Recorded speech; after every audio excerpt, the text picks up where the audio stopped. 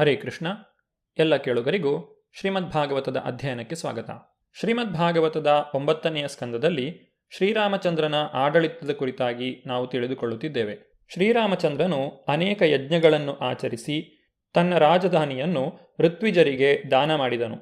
ತರುವಾಯ ಬ್ರಾಹ್ಮಣರಿಗೆ ಐಹಿಕ ಅಪೇಕ್ಷೆಗಳು ಇಲ್ಲವಾದ್ದರಿಂದ ಇಡೀ ಭೂಮಂಡಲವು ಅವರಿಗಿರಲೆಂದು ವಿಚಾರ ಮಾಡಿ ಶ್ರೀರಾಮಚಂದ್ರನು ಚತುರ್ದಿಕ್ಕುಗಳ ನಡುವಿನ ಭೂಭಾಗವನ್ನು ಆಚಾರ್ಯರಿಗೆ ನೀಡಿದನು. ಹೀಗೆ ಎಲ್ಲವನ್ನೂ ಬ್ರಾಹ್ಮಣರಿಗೆ ದಾನ ಮಾಡಿದ ಬಳಿಕ ಶ್ರೀರಾಮಚಂದ್ರನು ತನಗಾಗಿ ಸ್ವಂತ ಬಳಕೆಯ ವಸ್ತ್ರಗಳನ್ನೂ ಆಭರಣಗಳನ್ನೂ ಉಳಿಸಿಕೊಂಡನು. ಅದೇ ರೀತಿ ರಾಣಿಯಾದ ಸೀತಾದೇವಿಗೆ ಆಕೆಯ ಮೂಗುತಿಯಲ್ಲದೆ ಬೇರೇನೂ ಉಳಿಯಲಿಲ್ಲ. ಶ್ರೀರಾಮಚಂದ್ರನು ಬ್ರಾಹ್ಮಣರ ಬಗೆಗೆ ವಾತ್ಸಲ್ಯಪೂರಿತನೂ ಶುಭಕಾರಕನೂ ಆಗಿದ್ದನು. ಯಜ್ಞದ ಅಂಗವಾಗಿ ವಿವಿಧ ಕ್ರಿಯೆಗಳಲ್ಲಿ ನಿರತರಾಗಿದ್ದ ಬ್ರಾಹ್ಮಣರು ಶ್ರೀರಾಮಚಂದ್ರನ ಈ ಗುಣದಿಂದ ಸುಪ್ರೀತರಾದರು. ಅವರ ಹೃದಯಗಳು ತುಂಬಿ ಬಂದು ಶ್ರೀರಾಮಚಂದ್ರನಿಂದ ತಾವು ಪಡೆದಿದ್ದ ಸಂಪತ್ತನ್ನೆಲ್ಲ ಅವನಿಗೆ ಹಿಂದಕ್ಕೆ ಕೊಟ್ಟು ಬಿಟ್ಟರು. ಶ್ರೀರಾಮಚಂದ್ರನ ಪ್ರಜೆಗಳು ವರ್ಣಾಶ್ರಮ ಧರ್ಮವನ್ನು ಕಟ್ಟುನಿಟ್ಟಾಗಿ ಪಾಲಿಸುತ್ತಿದ್ದರು ಎಂದು ಹಿಂದಿನ ಶ್ಲೋಕದಲ್ಲಿ ಹೇಳಲಾಯಿತು. ಬ್ರಾಹ್ಮಣರು ಬ್ರಾಹ್ಮಣರಂತೆ, ಕ್ಷತ್ರಿಯರು ತದ್ವತ್ತಾಗಿ ಕ್ಷತ್ರಿಯರಂತೆ ವರ್ತಿಸಿದರು. ಆದ್ದರಿಂದ ಶ್ರೀರಾಮಚಂದ್ರನು ಸರ್ವಸ್ವವನ್ನು ಬ್ರಾಹ್ಮಣರಿಗೆ ದಾನ ಕೊಟ್ಟನು. ಬ್ರಾಹ್ಮಣರು ಆಸ್ತಿಪಾಸ್ತಿಗಳನ್ನು ಹೊಂದಿ ಅದರಿಂದ ಲಾಭ ಗಳಿಸುವುದು ಸಲ್ಲದು ಎಂದು ವಿವೇಕಿಗಳಾದ ಆ ವಿದ್ವಾಂಸ ಬ್ರಾಹ್ಮಣರು ಪರಿಗಣಿಸಿದರು. ಬ್ರಾಹ್ಮಣನಿಗೆ ಇರಬೇಕಾದ ಗುಣವಿಶೇಷಗಳನ್ನು ಭಗವದ್ಗೀತೆಯಲ್ಲಿ ಹೇಳಲಾಗಿದೆ. ಶಮೋದಮಸ್ತಪ ಶೌಚಂ ಕ್ಷಾಂತಿರಾರ್ಜವಮೇವಚ ಜ್ಞಾನಂ ವಿಜ್ಞಾನಮಾಸ್ತಿಕ್ಯಂ ಬ್ರಹ್ಮಕರ್ಮ ಸ್ವಭಾವಜಂ. ಶಾಂತಿ, ಸಂಯಮ, ತಪಸ್ಸು, ಶುದ್ಧಿ, ಸಹನೆ, ಪ್ರಾಮಾಣಿಕತೆ, ಜ್ಞಾನ, ವಿಜ್ಞಾನ ಮತ್ತು ಧಾರ್ಮಿಕ ಬುದ್ಧಿ ಇವು ಬ್ರಾಹ್ಮಣರ ಕರ್ಮದ ಸ್ವಾಭಾವಿಕ ಗುಣಗಳು. ಭೂಮಿಯನ್ನು ಹೊಂದುವುದಕ್ಕಾಗಲಿ ಪ್ರಜಾವರ್ಗವನ್ನು ಆಳಲಾಗಲಿ ಬ್ರಾಹ್ಮಣರ ಪ್ರವೃತ್ತಿಯಲ್ಲಿ ಯಾವ ಅವಕಾಶವೂ ಇರುವುದಿಲ್ಲ. ಇವು ಕ್ಷತ್ರಿಯನ ವೃತ್ತಿ. ಆದ್ದರಿಂದ ಬ್ರಾಹ್ಮಣರು ಶ್ರೀರಾಮಚಂದ್ರನು ನೀಡಿದ ದಾನವನ್ನು ನಿರಾಕರಿಸಲಿಲ್ಲವಾದರೂ ಪಡೆದದ್ದನ್ನು ರಾಜನಿಗೆ ಮರಳಿಸಿದರು. ತಮ್ಮ ಬಗೆಗೆ ಶ್ರೀರಾಮಚಂದ್ರನಿಗಿದ್ದ ಪೂಜ್ಯ ಭಾವನೆಯಿಂದ ಸುಪ್ರೀತರಾದ ಬ್ರಾಹ್ಮಣರ ಹೃದಯಗಳು ಕರಗಿ ಹೋದವು. ಶ್ರೀರಾಮಚಂದ್ರನು ದೇವೋತ್ತಮ ಪರಮಪುರುಷನಾಗಿದ್ದನು. ಅಲ್ಲದೆ ಕ್ಷತ್ರಿಯನ ಗುಣಗಳು ಅವನಲ್ಲಿ ಪೂರ್ಣವಾಗಿದ್ದವು. ಆತನ ನಡತೆಯು ಅನುಕರಣೀಯವಾಗಿತ್ತು ಎನ್ನುವುದನ್ನು ಬ್ರಾಹ್ಮಣರು ಗಮನಿಸಿದ್ದರು. ದಾನಶೀಲನಾಗಿರಬೇಕಾಗಿದ್ದು ಕ್ಷತ್ರಿಯನ ಗುಣಗಳಲ್ಲಿ ಒಂದು. ಕ್ಷತ್ರಿಯನು ಅಥವಾ ರಾಜನು ತೆರಿಗೆಗಳನ್ನು ವಿಧಿಸುವುದು ತನ್ನ ಇಂದ್ರಿಯ ತೃಪ್ತಿಗಾಗಿ ಅಲ್ಲ. ಸೂಕ್ತವಾದ ಸಂದರ್ಭಗಳಲ್ಲಿ ದಾನಕ್ಕೆ ಬಳಸುವ ಸಲುವಾಗಿ ರಾಜನು ತೆರಿಗೆಗಳನ್ನು ವಿಧಿಸುತ್ತಾನೆ. ದಾನಂ ಈಶ್ವರ ಭಾವ.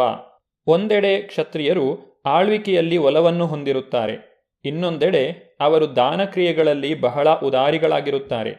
ಮಹಾರಾಜ ಯುಧಿಷ್ಠಿರನು ದಾನಗಳನ್ನು ಮಾಡಿದಾಗ ದಾನ ವಸ್ತುಗಳನ್ನು ಹಂಚುವ ಕೆಲಸವನ್ನು ಕರ್ಣನಿಗೆ ಒಪ್ಪಿಸಿದನು. ಕರ್ಣನು ದಾತಾಕರ್ಣನೆಂದು ಖ್ಯಾತನಾಗಿದ್ದನು. ದಾತ ಎನ್ನುವ ಶಬ್ದವು ತುಂಬಾ ಉದಾರಿಯಾದ ವ್ಯಕ್ತಿಯನ್ನು ಸೂಚಿಸುತ್ತದೆ.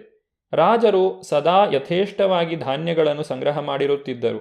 ಧಾನ್ಯಗಳಿಗೆ ಅಭಾವ ತೋರಿ ಬಂದಾಗ ದಾನ ಮಾಡುತ್ತಿದ್ದರು. ದಾನ ನೀಡುವುದು ಕ್ಷತ್ರಿಯನ ಕರ್ತವ್ಯ, ಅದನ್ನು ಸ್ವೀಕರಿಸುವುದು ಬ್ರಾಹ್ಮಣನ ಕೆಲಸ.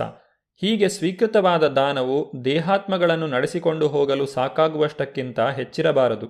ಆದ್ದರಿಂದ ಶ್ರೀರಾಮಚಂದ್ರನು ಬ್ರಹ್ಮಸ್ವವಾಗಿ ನೀಡಿದ ವಿಪುಲ ಭೂಮಿಯನ್ನು ಅವರು ಆಶಾಪೀಡಿತರಾಗದೆ ಹಿಂದಿರುಗಿಸಿದರು. ದಾನವನ್ನು ಪಡೆದಂತಹ ಬ್ರಾಹ್ಮಣರು ಶ್ರೀರಾಮಚಂದ್ರನಲ್ಲಿ ಈ ರೀತಿಯಾಗಿ ನುಡಿದರು: ಹೇ ಪ್ರಭುವೇ, ನೀನು ಸಮಸ್ತ ಜಗತ್ತಿನ ಒಡೆಯನಾಗಿದ್ದೀಯೆ. ನೀನು ನಮಗೆ ನೀಡದೇ ಇರುವುದು ಏನಿದೆ? ನೀನು ನಮ್ಮ ಹೃದಯಾಂತರಾಳವನ್ನು ಹೊಕ್ಕು ನಮ್ಮಲ್ಲಿನ ಅಜ್ಞಾನವೆಂಬ ತಮಸ್ಸನ್ನು ನಿನ್ನ ದಿವ್ಯ ಪ್ರಭೆಯಿಂದ ಚದುರಿಸಿರುವೆ. ಇವು ಪರಮಶ್ರೇಷ್ಠವಾದ ದಾನ. ನಾವು ಪ್ರಾಪಂಚಿಕವಾದ ದಾನವನ್ನೇನೂ ಅಪೇಕ್ಷಿಸೆವು. ದೇವೋತ್ತಮ ಪರಮಪುರುಷನು ಧ್ರುವ ಮಹಾರಾಜನಿಗೆ ವರವನ್ನು ನೀಡಿದಾಗ ಆ ರಾಜನು, ಹೇ ಭಗವಂತನೇ, ನಾನು ಪೂರ್ಣತೃಪ್ತನು, ಐಹಿಕ ವರಗಳು ನನಗೆ ಬೇಡ ಎಂದು ಉತ್ತರಿಸಿದನು. ಅದೇ ರೀತಿ ಪ್ರಹ್ಲಾದ ಮಹಾರಾಜನಿಗೆ ನರಸಿಂಹದೇವರು ವರವನ್ನು ನೀಡಿದಾಗ ಅವನು ಕೂಡ ಅದನ್ನು ಸ್ವೀಕರಿಸಲಿಲ್ಲ. ವರ ಸ್ವೀಕಾರಕ್ಕೆ ಬದಲಾಗಿ ಭಕ್ತನು ವಣಿಕನ ಎಂದರೆ ವರ್ತಕನ ರೀತಿಯಲ್ಲಿ ಲಾಭಕ್ಕಾಗಿ ವ್ಯಾಪಾರ ಮಾಡುವಂತಹ ವ್ಯಕ್ತಿಯಾಗಬಾರದು ಎಂದು ಸಾರಿದನು. ಐಹಿಕ ಲಾಭದ ಮೇಲೆ ದೃಷ್ಟಿಯಿಟ್ಟು ಭಕ್ತನಾಗುವವನು ಶುದ್ಧ ಭಕ್ತನಲ್ಲ. ದೇವೋತ್ತಮ ಪರಮಪುರುಷನು ಬ್ರಾಹ್ಮಣರ ಹೃದಯದಲ್ಲಿ ನೆಲೆಸಿ ಅವರಿಗೆ ಜ್ಞಾನೋದಯವನ್ನು ಉಂಟು ಮಾಡುವನು. ಸರ್ವಸ್ಯ ಚಾಹಂ ಹೃದಯ ಸನ್ನಿವಿಷ್ಟೋ ಮತ್ತ ಸ್ಮೃತಿರ್ಜ್ಞಾನಂ ಅಪೋಹನಂ ಚ. ಬ್ರಾಹ್ಮಣರಿಗೆ ಹಾಗೂ ವೈಷ್ಣವರಿಗೆ ಸ್ವತಃ ದೇವೋತ್ತಮ ಪರಮಪುರುಷನೇ ಆಜ್ಞಾಧಾರಕನಾದ್ದರಿಂದ ಅವರು ಐಹಿಕ ಸಂಪತ್ತಿಗಾಗಿ ಅತಿಯಾಗಿ ಆಸೆ ಪಡುವುದಿಲ್ಲ. ಯಾವುದು ಯಾವ ಪ್ರಮಾಣದಲ್ಲಿದ್ದರೆ ಸಾಕೋ ಅಷ್ಟನ್ನು ಮಾತ್ರ ಅವರು ಹೊಂದಿರುತ್ತಾರೆ. ವಿಸ್ತಾರವಾದ ಚಕ್ರಾಧಿಪತ್ಯವು ಅವರಿಗೆ ಬೇಡವಾದದ್ದಾಗಿದೆ. ವಾಮನದೇವನು ಇದಕ್ಕೆ ಸೂಕ್ತ ಉದಾಹರಣೆಯಾಗಿದ್ದಾನೆ. ಬ್ರಹ್ಮಚಾರಿಯಾಗಿ ಬಂದ ವಾಮನದೇವನು ಕೇಳಿದ್ದು 3 ಹೆಜ್ಜೆಗಳಳತೆ ಭೂಮಿಯನ್ನು ಮಾತ್ರ. ವ್ಯಕ್ತಿಗತವಾದ ಇಂದ್ರಿಯ ತೃಪ್ತಿಗಾಗಿ ಹೆಚ್ಚು ಹೆಚ್ಚು ಹೊಂದಿರಬೇಕೆಂಬ ಹಂಬಲವು ಶುದ್ಧ ತಮೋಗುಣ. ಈ ಗುಣವು ವೈಷ್ಣವ ಅಥವಾ ಬ್ರಾಹ್ಮಣನಲ್ಲಿ ಇಲ್ಲದೇ ಇರುವುದು ನಿಚ್ಚಳವಾಗಿ ಎದ್ದು ಕಾಣುತ್ತದೆ. ಬ್ರಾಹ್ಮಣರು ತಮ್ಮ ಮಾತುಗಳನ್ನು ಮುಂದುವರಿಸಿದರು. ಹೇ ಪ್ರಭುವೇ, ದೇವೋತ್ತಮ ಪರಮಪುರುಷನಾದ ನೀನು ಬ್ರಾಹ್ಮಣರನ್ನು ಪೂಜಾರ್ಹ ದೇವತೆಗಳೆಂದು ಸ್ವೀಕರಿಸಿರುವೆ. ನಿನ್ನ ಜ್ಞಾನವಾಗಲಿ ನೆನಪಿನ ಶಕ್ತಿಯಾಗಲಿ ಉದ್ವೇಗದಿಂದ ಕಳಂಕಿತವಾಗುವುದಿಲ್ಲ. ಈ ಜಗತ್ತಿನ ಸಮಸ್ತ ಖ್ಯಾತ ವ್ಯಕ್ತಿಗಳ ಮುಖ್ಯಸ್ಥನೂ ನೀನಾಗಿರುವೆ. ಶಿಕ್ಷೆಯ ಪರಿಧಿಯಲ್ಲಿ ಬಾರದ ಖ್ಯಾತ ಮಹರ್ಷಿಗಳು ನಿನ್ನ ಪಾದಕಮಲಗಳನ್ನು ಪೂಜಿಸುವರು. ಹೇ ಪ್ರಭು ಶ್ರೀರಾಮಚಂದ್ರನೇ, ನಿನಗೆ ನಮ್ಮ ಗೌರವಯುತವಾದ ನಮಸ್ಕಾರಗಳನ್ನು ಸಮರ್ಪಿಸುವೆವು. ತನ್ನ ಬಗೆಗೆ ಜನಾಭಿಪ್ರಾಯವು ಏನಿದೆ ಎನ್ನುವುದನ್ನು ತಿಳಿಯುವುದಕ್ಕಾಗಿ ಒಮ್ಮೆ ಶ್ರೀರಾಮಚಂದ್ರನು ಮಾರುವೇಷದಲ್ಲಿ ರಾತ್ರಿಯ ವೇಳೆ ಸಂಚರಿಸುತ್ತಿದ್ದನು. ಆಗ ವ್ಯಕ್ತಿಯೊಬ್ಬನು ಸೀತಾದೇವಿಯ ನಡತೆಯಲ್ಲಿ ಕಳಂಕವಿದೆ ಎನ್ನುವ ಅರ್ಥ ಬರುವ ಹಾಗೆ ಮಾತನಾಡುತ್ತಿದ್ದದ್ದನ್ನು ಕೇಳಿಸಿಕೊಂಡನು. ಕಳಂಕಿನಿಯಾದ ತನ್ನ ಪತ್ನಿಗೆ ಆ ವ್ಯಕ್ತಿಯು ಹೇಳಿದನು, ನೀನು ಅಪವಿತ್ರಳಾಗಿರುವೆ. ಇನ್ನು ನಿನ್ನನ್ನು ನಾನು ಸಲಹಲಾರೆನು. ಶ್ರೀರಾಮನಂತಹ ಪತ್ನೀದಾಸನು ಪರಪುರುಷನ ಮನೆಗೆ ಹೋಗಿದ್ದ ಸೀತಾದೇವಿಯೊಡನೆ ಬಾಳ್ವೆ ಮಾಡಬಹುದು. ಆದರೆ ನಾನು ಆ ಶ್ರೀರಾಮನಂತಹ ಸ್ತ್ರೀ ವಿಧೇಯನಾದ ವ್ಯಕ್ತಿಯಲ್ಲ. ನಾನು ನಿನ್ನನ್ನು ಪುನಃ ಪರಿಗ್ರಹಿಸುವುದಿಲ್ಲ. ಬುದ್ಧಿ ಸಾಲದವರು ಪಾತಕಿಗಳೂ ಆದ ಜನರು ಅಸಂಬದ್ಧವಾಗಿ ಮಾತನಾಡುವರು. ಅಂತಹ ನೀಚರ ಮಾತುಗಳಿಗೆ ಅಂಜಿ ಶ್ರೀರಾಮಚಂದ್ರನು ಗರ್ಭಿಣಿಯಾಗಿದ್ದರೂ ಸಹ ಸೀತಾದೇವಿಯನ್ನು ತೊರೆದು ಬಿಟ್ಟನು. ಹೀಗೆ ಸೀತಾದೇವಿಯು ವಾಲ್ಮೀಕಿ ಮುನಿಗಳ ಆಶ್ರಮದಲ್ಲಿ ಇರಬೇಕಾಯಿತು. ಗರ್ಭಿಣಿಯಾದ ಸೀತಾದೇವಿಯು ಕಾಲಕ್ರಮದಲ್ಲಿ ಅವಳಿ ಪುತ್ರರಿಗೆ ಜನ್ಮ ನೀಡಿದಳು. ಆ ಅವಳಿ ಪುತ್ರರು ಮುಂದೆ ಲವ ಮತ್ತು ಕುಶರೆಂದು ಪ್ರಖ್ಯಾತರಾದರು. ಆ ಬಾಲಕರ ಜಾತಕರ್ಮಗಳನ್ನು ವಾಲ್ಮೀಕಿ ಮುನಿಗಳು ನೆರವೇರಿಸಿದರು. ಲಕ್ಷ್ಮಣನಿಗೆ ಅಂಗದ ಮತ್ತು ಚಿತ್ರಕೇತು ಎಂಬ ಹೆಸರಿನ 2 ಪುತ್ರರಿದ್ದರು. ಹಾಗೆಯೇ ಭರತನಿಗೆ ಕೂಡ ತಕ್ಷ ಮತ್ತು ಪುಷ್ಕಲ ಎನ್ನುವ 2 ಪುತ್ರರಿದ್ದರು. ಸುಬಾಹು ಮತ್ತು ಶ್ರುತಸೇನ ಎನ್ನುವವರು ಶತ್ರುಘ್ನನ ಪುತ್ರರು. ಭರತನು ಸರ್ವ ದಿಕ್ಕುಗಳನ್ನು ಜಯಿಸಲು ಹೊರಟು ಗಂಧರ್ವರನ್ನು ಸೋಲಿಸಿ ಅವರ ಸಂಪತ್ತನ್ನು ವಶಪಡಿಸಿಕೊಂಡು ತಂದು ಶ್ರೀರಾಮಚಂದ್ರನಿಗೆ ಒಪ್ಪಿಸಿದನು. ಶತ್ರುಘ್ನನು ಕೂಡ ಮಧುರಾಕ್ಷಸನ ಪುತ್ರನಾದ ಲವಣನೆಂಬ ರಕ್ಕಸನನ್ನು ಕೊಂದನು.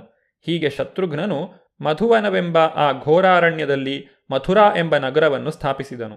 ಪತಿಯಿಂದ ಪರಿತ್ಯಕ್ತಳಾದ ಸೀತಾದೇವಿಯು ತನ್ನಿಬ್ಬರು ಪುತ್ರರನ್ನು ವಾಲ್ಮೀಕಿ ಮುನಿಗಳ ರಕ್ಷಣೆಯಲ್ಲಿ ಬಿಟ್ಟು ಶ್ರೀರಾಮಚಂದ್ರನ ಪಾದಕಮಲಗಳನ್ನು ಧ್ಯಾನಿಸುತ್ತಾ ಭೂಮಿಯೊಳಗೆ ಪ್ರವೇಶ ಮಾಡಿದಳು. ಪತಿಯಾದ ಶ್ರೀರಾಮಚಂದ್ರನನ್ನು ಅಗಲಿ ಬಾಳುವುದು ಸೀತಾದೇವಿಗೆ ಅಸಾಧ್ಯವೆನಿಸಿತು. ಆದ್ದರಿಂದ ತನ್ನಿಬ್ಬರು ಮಕ್ಕಳನ್ನು ವಾಲ್ಮೀಕಿ ಮುನಿಗಳ ಪಾಲನೆಗೆ ಬಿಟ್ಟು ತಾನು ಭೂಪ್ರವೇಶ ಮಾಡಿದಳು. ಸೀತಾಮಾತೆಯು ಭೂಮಿ ಪ್ರವೇಶ ಮಾಡಿದಳೆನ್ನುವ ಸುದ್ದಿಯನ್ನು ಕೇಳಿದ ದೇವೋತ್ತಮ ಪರಮಪುರುಷನು ನಿಶ್ಚಯವಾಗಿಯೂ ದುಃಖಿತನಾದನು. ಅವನು ದೇವೋತ್ತಮ ಪರಮಪುರುಷನಾದರೂ ಸೀತಾದೇವಿಯ ಲೋಕೋತ್ತರ ಗುಣಗಳನ್ನು ನೆನೆದ ಅವನಿಗೆ ಅಲೌಕಿಕ ಪ್ರೇಮದಿಂದಾಗಿ ದುಃಖವನ್ನು ತಡೆಹಿಡಿಯಲಾಗಲಿಲ್ಲ. ಸೀತಾಮಾತೆಯು ಭೂಮಿಯೊಳಗೆ ಪ್ರವೇಶಿಸಿದ ತರುವಾಯ ಶ್ರೀರಾಮಚಂದ್ರನು ಸಂಪೂರ್ಣ ಬ್ರಹ್ಮಚರ್ಯೆಯನ್ನು ಪಾಲಿಸಿದನು ಹಾಗೂ 13,000 ವರ್ಷಗಳ ಕಾಲ ಅವ್ಯಾಹತವಾಗಿ ಅಗ್ನಿಹೋತ್ರ ಯಜ್ಞವನ್ನಾಚರಿಸಿದನು. ಶ್ರೀರಾಮಚಂದ್ರನು ದಂಡಕಾರಣ್ಯದಲ್ಲಿ ವಾಸಿಸುತ್ತಿದ್ದಾಗ ಅನೇಕ ಸಲ ಅವನ ಪಾದಕಮಲಗಳಿಗೆ ಮುಳ್ಳುಗಳು ನಾಟಿದ್ದವು. ಯಜ್ಞವು ಮುಕ್ತಾಯವಾದ ಬಳಿಕ ಶ್ರೀರಾಮಚಂದ್ರನು ಆ ಪಾದಪದ್ಮಗಳನ್ನು ಅವನನ್ನು ಸರ್ವದಾ ಸ್ಮರಣೆ ಮಾಡುವವರ ಹೃದಯಗಳಲ್ಲಿ ಇರಿಸಿದನು. ನಂತರ ಬ್ರಹ್ಮಜ್ಯೋತಿಯ ಆಚೆಗಿದ್ದ ಅವನ ಧಾಮವಾದ ವೈಕುಂಠಲೋಕವನ್ನು ಸೇರಿದನು. ಭಗವಂತನ ಪಾದಪದ್ಮಗಳು ಸದಾ ಭಕ್ತರ ಧ್ಯಾನ ವಸ್ತುವಾಗಿರುತ್ತದೆ. ಶ್ರೀರಾಮಚಂದ್ರನು ದಂಡಕಾರಣ್ಯದ ಅಡವಿಯಲ್ಲಿ ಸಂಚರಿಸುತ್ತಿದ್ದಾಗ ಕೆಲವು ಸಲ ಅವನ ಪಾದಪದ್ಮಗಳಿಗೆ ಮುಳ್ಳುಗಳು ನಾಟಿಕೊಳ್ಳುತ್ತಿದ್ದವು. ಇದನ್ನು ನೆನೆದು ಭಕ್ತರು ಮೂರ್ಛಿತರಾಗುತ್ತಿದ್ದರು. ಈ ಐಹಿಕ ಜಗತ್ತಿನ ಯಾವುದೇ ಕ್ರಿಯೆ ಅಥವಾ ಪ್ರತಿಕ್ರಿಯೆಯಿಂದ ಭಗವಂತನಿಗೆ ನೋವಾಗಲಿ ನಲಿವಾಗಲಿ ಆಗುವುದಿಲ್ಲ. ಆದರೆ ಭಕ್ತರಾದರೋ ಭಗವಂತನ ಪಾದಕಮಲಗಳಿಗೆ ಮುಳ್ಳು ಚುಚ್ಚಿಕೊಂಡದ್ದನ್ನು ಸಹಿಸಲಾರರು. ಶ್ರೀಕೃಷ್ಣನು ಅರಣ್ಯದಲ್ಲಿ ಸಂಚರಿಸುತ್ತಿದ್ದಾಗ ಅವನ ಪಾದಪದ್ಮಗಳಿಗೆ ಬೆಣಚು ಕಲ್ಲಿನ ಚೂರುಗಳು ಹಾಗೂ ಉಸುಬಿನ ಕಣಗಳು ಒತ್ತಿ ಹಿಂಸೆ ಪಡುತ್ತಿರುವುದನ್ನು ಚಿಂತಿಸಿ ಗೋಪಿಯರು ಇದೇ ರೀತಿ ನೊಂದುಕೊಂಡರು. ಭಗವಂತನ ಪಾದಪದ್ಮಗಳಿಗೆ ಮುಳ್ಳು ಚುಚ್ಚುವ ಬಗೆಗೆ ಯೋಚಿಸುವುದನ್ನು ಕೂಡ ಅವನ ಭಕ್ತರು ಸಹಿಸಲಾರದವರಾಗಿದ್ದರು. ಭಗವಂತನು ಈ ಐಹಿಕ ಜಗತ್ತಿನಲ್ಲಿ ತನ್ನ ಲೀಲೆಗಳನ್ನು ಮುಗಿಸಿದ ನಂತರ ತನ್ನ ಧಾಮಕ್ಕೆ ಹಿಂದಿರುಗಬೇಕಾದ್ದರಿಂದ ಅವನು ಅದೃಶ್ಯನಾಗುವುದನ್ನು ಯೋಚಿಸಿದ ಅವರು ಪುನಃ ಯಾತನೆಗೆ ಸಿಲುಕಿದರು. ಭಗವಾನ್ ಶ್ರೀರಾಮಚಂದ್ರನು ತನ್ನ ಅವತಾರವನ್ನು ಸಮಾಪ್ತಿಗೊಳಿಸಿದ ಕುರಿತಾಗಿ ನಾವು ಮುಂದಿನ ಸಂಚಿಕೆಯಲ್ಲಿ ನೋಡೋಣ. ಧನ್ಯವಾದಗಳು. ಹರೇ ಕೃಷ್ಣ.